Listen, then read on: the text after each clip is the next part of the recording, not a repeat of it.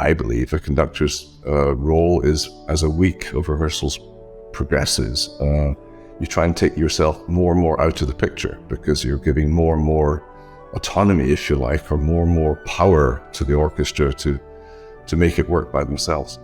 In a large symphony orchestra, you have many people playing individual parts, playing a very important part, but it's part of the whole. And I would say that, of course, the tapestry has been created by the composer in his or her mind, but it's in bringing all these strands together and weaving it, so to speak, and providing a large orchestra just with the as we call the beat, just bringing it all together so that there's a central point which can bring all, sometimes a very sophisticated or sometimes complicated piece of music together. One of the other important aspects of conducting is being something of a sound engineer. And just basically, if you can imagine, once again, the metaphor would be some large sound console in front of you with a lot of dials and a lot of levers, and you can push things up, push things down, a little bit more the horns, a little less the flutes, a little more the first violins. Well, of course, you don't actually have that console there, but that is your ears, or if you like, providing that. You're there to facilitate, you're there to exude an aura of confidence, inspire to the extent that all these musicians will not only want to play their part well, but feel the alchemy of the whole, bring it all together, and just sounding utterly remarkable.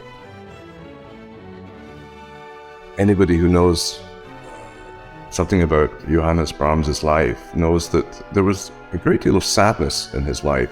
I just feel there's always this yearning in his music. Even when it is at its most sunny, there is this yearning for humanity, yearning for warmth, of course, yearning for meaning. And it touches me, because there's also an inherent modesty in this music. And I love the fact that you hear, you sense, you experience the long legacy of Monteverdi, of Bach, of Beethoven, of Schumann, of Mendelssohn.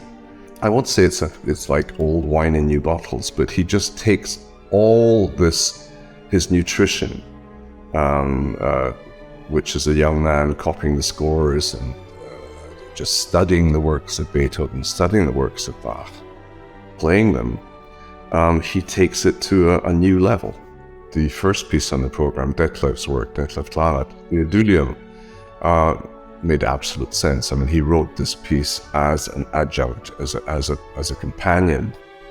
Companion is perhaps too lofty a term, but as a tribute, if you like, a musical tribute to in this case, specifically the Second Symphony.